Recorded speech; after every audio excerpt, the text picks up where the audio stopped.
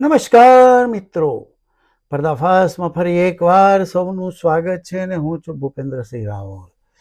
મિત્રો, આજે વિશ્વ પર્યાવરણ દિવસ છે એટલે આજે એના વિશે વાત કરવી છે કે આપણે ત્યાં ભારતમાં પીપળાની પૂજા કરીએ, વડની પૂજા કરીએ, પણ વૃક્ષો પ્રત્યે કોઈ પ્રેમભાવ હોતો નથી. વૃક્ષ કાપવાના આવે તો આડેધડ કાપી નાખવા, આડેધડ.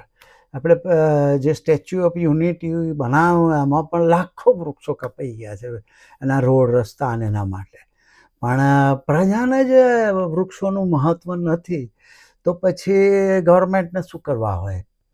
હવે આજે મારે એ વાત કરવી છે કે મોદી સરકાર Andaman Nicobar great Nicobar island project બનાવવાની છે. Holistic development of great Nicobar island તરીકે એ પ્રોજેક્ટ ઓળખવામાં આવે છે.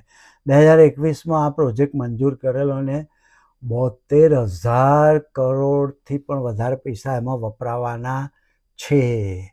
હવે એમાં ગલાથિયા 2 છે એને એમ કે આંતરરાષ્ટ્રીય ટ્રાન્સશિપમેન્ટ કન્ટેનર પોર્ટ બનાવવાનું છે અને આંતરરાષ્ટ્રીય એરપોર્ટ બનાવવાના છે, સિવિલ અને મિલિટરી બંને. પાવર પ્લાન્ટ, ગેસ સોલાર આધારિત, પછી ટાઉનશીપ, કારણ કે આ બધું થાય એટલે લોકોને રાખવા પડશે ને, તો ઇન્ડિયામાંથી વસાવવા પડશે.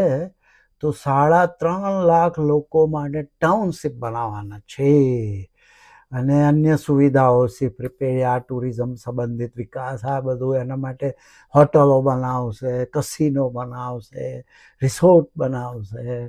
અને આમ કરે અને આખા જે એક જૂનામાં જૂનો એક ટાપુ છે પર્યાવરણની દ્રષ્ટિએ, વર્ષાવન કહેવાય, વરસાદી જંગલો વિષુવવૃત્તના, એનો બધો સફાયો કરી નાખશે. હવે સ્ટ્રેટેજિક મહત્વનું હબ બનાવવાનું એ બધી વાર્તાઓ કરે છે, હોંગકોંગ, સિંગાપુર જેવું. પણ આ સરકારનો શું વિશ્વાસ રાખી શકો તમે? કારણ કે અત્યાર સુધી ગવર્મેન્ટમાં આવે પહેલા જેટલા વિડીયો છે મોદીજીના અને જેટલા વચનો, બધા ઊંધા પડ્યા છે, બધા ઊંધા પડેલા છે. એટલે હવે આનું આખું સંચાલન કરશે Andaman and Nicobar island integrated development corporation દ્વારા અમલ કરવામાં આવશે. મારે મુખ્ય વાત કરવી હશે એ છે કે ડેવલપમેન્ટ તો જે થવું હોય નુકસાન કેટલું થશે એ પહેલું જુઓ. પર્યાવરણના નુકસાન જબરજસ્ત થવાનું છે. પ્રોજેક્ટ માટે 130.75 ચોરસ કિલોમીટર જંગલ જમીન ડાયવર્ટ કરવામાં આવશે. જંગલો જ છે ત્યાં, પ્રાઇમરી ટ્રોપિકલ રેઇન ફોરેસ્ટ છે આ. તો એને ડાયવર્ટ કરવામાં આવશે, જે ટાપુના લગભગ 20% છે. અને આ વિસ્તાર બાયોડાયવર્સિટી માટે હોટસ્પોટ છે. કોઈ ગોદી મીડિયા તો વાત કરતું જ નથી આ બધી બાબતો. UNESCO world heritage site candidate અને રામસર વેટલેન્ડનો ભાગ છે આ. પણ શું કરવું? વૃક્ષોની કાપણી તમે જુઓ કે આ બધામાં વૃક્ષો તો કપાશે ને. 3.5 લાખ લોકો વસાવાના છે, એરપોર્ટ બનાવવાનું છે, સિવિલ ને મિલિટરી ને બીજું બધું બનાવવાનું છે. એટલે જે 130 ચોરસ કિલોમીટર જંગલ છે એને સાફ કરવાનું છે. એટલે વૃક્ષો કપાશે. સરકાર તો બહુ ઓછા વૃક્ષો કહે છે, કારણ કે આ તો જૂઠી સરકાર છે. તો પહેલેથી જ તમને ખબર છે કે કેટલું જૂઠું. દુનિયામાં 2 સૌથી મોટી, ફરી કહું તમને, દુનિયાની 2 સૌથી મોટી લોકશાહીઓ અને બંનેના વડાઓ 1 નંબરના જૂઠા છે. બંનેના, સમજી ગયા ને? એક ભારત અને બીજું, સમજી ગયા? 2 ભાઈબંધો છે પાછા. હવે વૃક્ષોની કાપણી આ લોકો 8-10 લાખ એકદમ હળાજુ 1 કરોડ વૃક્ષો કપાશે, કારણ કે બહુ જ ગાઢ જંગલો છે. એટલે સરકાર તો હળાહળ જૂઠું બોલે જ છે, પણ ગાઢ જંગલો છે, ડેન્સિટી બહુ છે આ જંગલોની, વર્ષાવન છે. વરસાદ પડ્યા કરતો હોય, માનો બપોર પછી વરસાદ જ પડે, સવારથી બપોર સુધી ગરમી પડે, સાંજે તરત વરસાદ આવે, એવા આ વર્ષાવનનો જંગલ કહેવાય. મેં બેંગ્લોરમાં પણ એવું જોયેલું છે. એવા વર્ષાવન જંગલો આપણા પશ્ચિમ ઘાટના છે, કોકણના ને બધા. એટલે બાયોડાયવર્સિટીને જબરજસ્ત નુકસાન થશે. 1 કરોડ ઝાડ કપાઈ જશે. ભલે સરકાર હસદેવનું જંગલ આખું ના ઉડાવી દીધું, તો અને આ બધું અડાણીને સોંપવાનું છે એવી વાત સાંભળી છે, એટલે અડાણીભાઈના લાભાર્થે બધું કરી રહ્યા હોય એવું લાગે છે.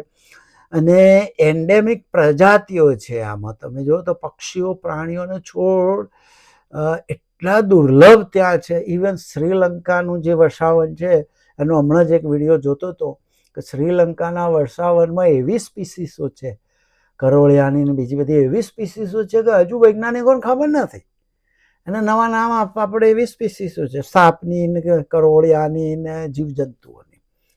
તો આ એવા જ જંગલો છે, શ્રીલંકાના છે એવા જ છે આ જંગલો. તો પક્ષીઓ, પ્રાણીઓ, છોડ જેવા રીફ્સ છે, મેંગ્રોવ છે, સીગ્રાસ બ્રેડ, એ બધાને જબરજસ્ત નુકસાન થવાનું છે.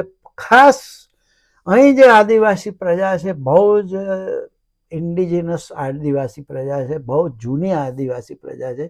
વર્લ્ડમાં બહુ જ ઓછી આદિવાસી પ્રજાઓ બચી છે. એમાંની આ પ્રજાઓ છે શોમ્પેન અને નિકોબારીઝ જનજાતિઓ જે છે એને. કારણ કે આ બધું થશે તો એ લોકો ક્યાં જશે, એમને જબરજસ્ત નુકસાન થશે. મે બી વિલુપ્ત ના કરી નાખે આ લોકો. હવે બીજી એક બહુ જ મહત્વની એક પ્રજાતિ છે એનો નાશ કરી નાખશે આ લોકો. લેધરબેક સી ટર્ટલ, કાચબા છે. હવે આ કાચબો તો બહુ જ જૂનું પ્રાણી છે, બહુ જ જૂનું. એટલે સુધી કહેવાય છે કે ડાયનોસોર કરતા પણ આ લેધરબેક કાચબા જૂના છે. આમ તો કાચબાઓની પ્રજાતિઓ નવી નવી આવતી જતી હશે, પણ લેધરબેક સી ટર્ટલ છે ને એ ડાયનોસોર કરતા પણ જૂના છે. અને અહીં જ બચેલા છે, બીજે ક્યાંય છે ને. બીજે ટર્ટલ છે એ જુદી જાતના. હવે હું તમને આપણા શું કહેવાય, આપણા પુરાણોની વાત કરું તો શું કહેવાય છે કે સમુદ્ર મંથન કર્યું ત્યારે મેરુ પર્વત જે સમુદ્રમાં મૂક્યો, નીચે કાચબાએ ઝીલી લીધો. વિચાર કરો, કાચબો પર્યાવરણની દ્રષ્ટિએ આપણે ગણીએ ને, ઉત્ક્રાંતિની દ્રષ્ટિએ, ડાર્વિનના ઉત્ક્રાંતિવાદની દ્રષ્ટિએ ગણીએ ને, તો કાચબો એવું પ્રાણી છે. સૌથી પહેલા જીવ ઉત્પન્ન થયું સમુદ્રમાં, પછી માછલીઓ બધી જૂનામાં જૂની જીવ કહીએ તો સમુદ્રમાં એ ઉત્પન્ન થયા.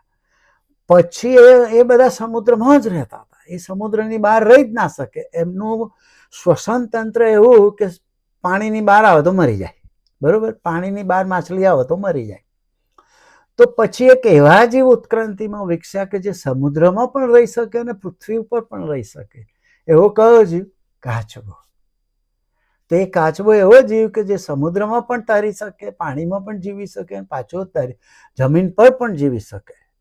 હવે વ્હેલ માછલી છે એ મેમલ એનિમલ છે, એટલે એ ખરેખર એનું શ્વસન તંત્ર જમીન પર રહેવા જેવું જ, પણ એને જીવવાનું એવું અપનાવ્યું છે સમુદ્રમાં જીવવાનું, શરીરની દ્રષ્ટિએ એનું. કારણ કે એનું શરીર એવું છે ઉત્ક્રાંતિ પામેલું કે એ જમીન પર જીવી ના શકે, એટલે આપણે પાણીમાં રહેવું પડે, પણ શ્વાસ લેવા એને ઉપર આવવું પડે. કાચબો આ સમુદ્રમાં પણ જીવી શકે ને. એવું લેધરબેક કાચબો બહુ જૂનો છે અને એનું નેસ્ટિંગ સાઇટ આ જ છે, બીજી કોઈ છે નહીં. દર વર્ષે 1000 કરતાં પણ વધારે કાચબાઓ આવતા હોય, હજારો કાચબાઓ આવતા હોય, ઈંડા મૂકીને જતા રહેતા હોય છે, અને એમાંથી બચ્ચા બહાર આવીને સમુદ્રમાં જતા હોય. હવે 94% નિકોબારમાં આ બધું બાંધકામ ને ડ્રેજિંગ ને લાઇટ પોલ્યુશન, અવાજ અને બીચના વિકાસથી કાચબાઓને નેસ્ટિંગ સુધી પહોંચવું મુશ્કેલ. કારણ કે એની ચોક્કસ જગ્યાએ જે લોકોનું નેસ્ટિંગ હોય, ઈંડા મૂકવાના સ્થળ તો માર્ક કરવામાં આવે છે દંડા મૂકીને. તો એ નેસ્ટિંગ સુધી પહોંચવું એ લોકોને મુશ્કેલ થઈ જશે અને લાંબા ગાળે એ લોકોની વસ્તી સાફ થઈ જશે. સરકાર તો બધું કહે છે કે અમને પર્યાવરણવાદીઓએ મંજૂરી આપે, સરકાર માંગે એટલે આપે. કારણ કે અત્યારે તો બધી જ સંસ્થાઓ સરકારને વેચાઈ ગયેલી છે. ત્યાં પછી પર્યાવરણ સંસ્થા જે કહેવાય EIA, એન્વાયરમેન્ટલ ઇમ્પેક્ટ એસેસમેન્ટ થયું છે, અને મિલિગેશન માપદંડો, કમ્પેન્સેટરી એન્ફોરેસ્ટેશન ને બધું કહે છે.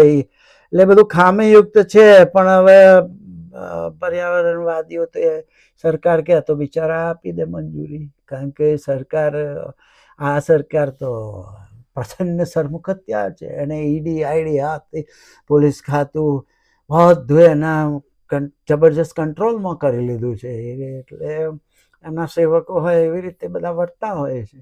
બંધારણને વફાદાર કોઈ રહેતું નહીં, સરકારને વફાદાર રહેતા હોય. એટલે આ પર્યાવરણવાદીઓ એમને મંજૂરી આપી દે, એમાં કંઈ નવાઈ નથી. પરંતુ આજે પર્યાવરણ દિવસે મારે આ વાત કહેવી હતી કે આ પ્રોજેક્ટના લીધે જે આદિવાસી પ્રજાતિઓ છે એ, પછી જે જીવજંતુ છે, જે રેર સ્પીસીસો છે બધી આ જંગલોની, એ અને લેધરબેક કાચબા, આટલાને તો નુકસાન થશે ને એ થશે જ. આટલું કહીને મારી વાત પૂરી કરું. આવજો, બાય બાય.